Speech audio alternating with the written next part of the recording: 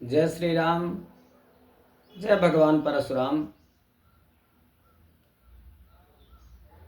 भगवान परशुराम जी ने कैसे पृथ्वी का भार उतारा, कैसे दुष्टों का वध किया, इस बात को समझो। एक समय की बात है, एक राजा है जिसका नाम है सहस्त्रार्जुन। है वंशी राजा सहस्त्रार्जुन। जंगल में शिकार खेलता था। अचानक उसकी दृष्टि महाराज जमदग्नि जी के आश्रम पर पड़ी। आश्रम पर गया। ऋषिवर ने सोचा कि पहली तो बात है राजा, दूसरी बात वन में भटक रहा है, भूखा प्यासा भी है, हमारा अतिथि है। अतिथि मान करके उसका सत्कार किया जमदग्नि जी ने। जमदग्नि जी के आश्रम पर उस समय कामधेनु थी। बहुत विधिवत भोजन कराया, जैसा जिसके मन में आया वैसा भोग उसको प्राप्त हुआ। ये बात देख करके है वंशी सहस्त्रार्जुन प्रसन्न नहीं हुआ। उनका कोई भी आभार व्यक्त नहीं किया उसने ऋषिवर का। उल्टा उसने कामधेनु को उनसे जबरदस्ती मांगा भी नहीं। अपने सैनिकों से कहा कि कामधेनु को ले चलो, और उसके सैनिक कामधेनु को जबरदस्ती छोड़ करके चल दिए। कामधेनु रंभाती रही। परशुराम जी आए। जमदग्नि जी ने सारी बात बताई।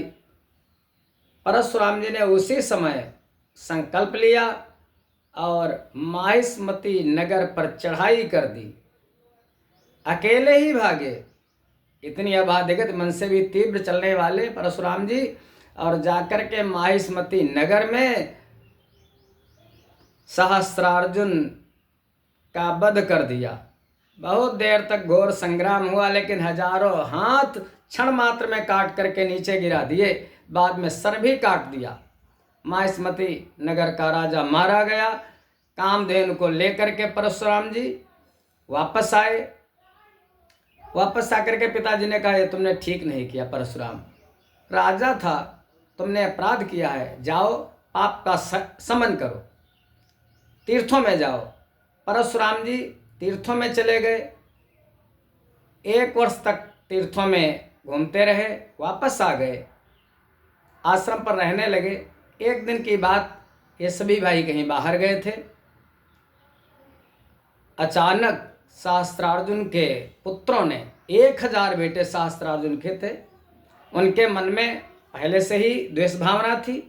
मौका पा करके उन्होंने जमदग्नि जी के आश्रम पर आकर के जमदग्नि जी का वध कर दिया, सर काट दिया।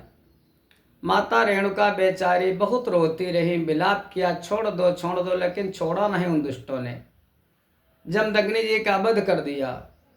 माता सर पीटती रही, छाती पीटती रही, आखिर में पुकारा, हे राम रक्षा करो मेरी। परशुराम जी के कानों तक माँ की आवाज पहुंची। तत्काल प्रकट हो गए। माँ ने बताया, सारा हाल बता दिया, सहस्त्रार्जुन के पुत्र ने तुम्हारे पिताजी का वध कर दिया है। क्षण मात्र में महाराज भागे वहां से परशुराम जी। माहिष्मती नगर में जा करके सहस्त्रार्जुन के हजारों पुत्रों का वध कर दिया, और उनके मुंडों से वहीं पर एक पर्वत खड़ा कर दिया माहिष्मती नगर के बीचों बीच, और रक्त की धारा बह चली वहां पर, रक्त की नदी बह चली वहां से। और कामधेनु को फिर वापस ले आए।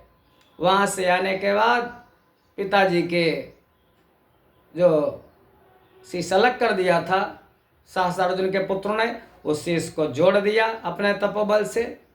जमदग्नि जी तपस्या करने के लिए चले गए, और उसके बाद महाराज भगवान परशुराम जी ने जितने भी दुष्ट थे, जितने भी आताई क्षत्रिय थे, भुजबल भूमि भूप बिनु कीनी विपुल भार महि देवन दीनी सहस बाहुभुज छेदनिहारा परशु बिलोक महीप कुमारा। वो परशुराम जी हैं भगवान के 16वें अवतार।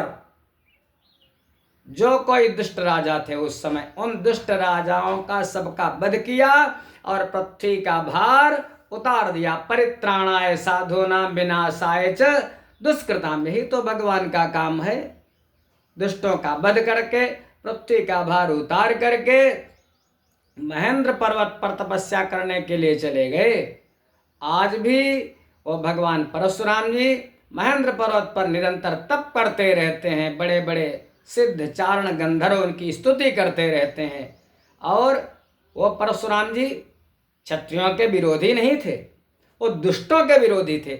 आताइयों का वध किया है उन्होंने। जैसे भगवान राम ब्राह्मणों के विरोधी नहीं थे, वो आताइयों के दुष्टों के विरोधी थे। भगवान राम ने भी ब्राह्मण का वध नहीं किया है, रावण का वध किया है, दुष्ट का वध किया। ऐसे परशुराम जी ने क्षत्रियों का वध नहीं किया, दुष्ट राजाओं का वध किया है। उस समय महाराज जनक भी थे, उस समय महाराज दशरथ भी थे, उस समय और भी श्रेष्ठ क्षत्रिय थे। उनका बाल भी बांका नहीं किया परशुराम जी ने। ऐसे परशुराम जी जो हाथ में फरसा धनुष बाण रखते हैं, उनके शिष्य भी हुए। आगे चल करके अगर कोई कहे कि उन्होंने क्षत्रियों के साथ में दुर्व्यवहार किया, तो उनके जो मुख्य शिष्य हैं पितामह भीष्म, जो महाराज हस्तिनापुर का गौरव माने जाते थे, पितामह भीष्म उनके शिष्य थे। महाराज कर्ण उनके शिष्य थे। ऐसे ऐसे उनके शिष्य थे। वो जमदग्नि, रेणुकानंदन, महाराज परशुराम जी की जयंती हम सभी को मनानी चाहिए।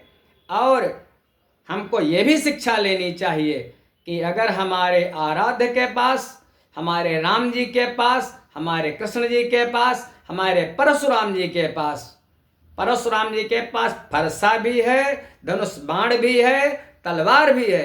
राम जी के पास धनुष बाण भी है, तलवार भी है और कटार भी है। कन्हई के पास वो तो सुदर्शन चक्र ही काफी है, केवल उसी से महाराज कुछ बचता नहीं था। इसलिए अपने घरों में कुछ न कुछ तलवार, छुरी, चाकू, बांका, गड़सा, हंसिया, दरेती, ये अस्त्र अवश्य होने चाहिए। इन पर कोई न प्रतिबंध है न कोई बाउंडेशन है। अपने घर में लकड़ी काटने के लिए रखो, अपने घर में संविधाओं को काटने के लिए रखो, सब्जी काटने के लिए रखो, चाकू छोटा मतलब बड़ा रखो, क्या बात है।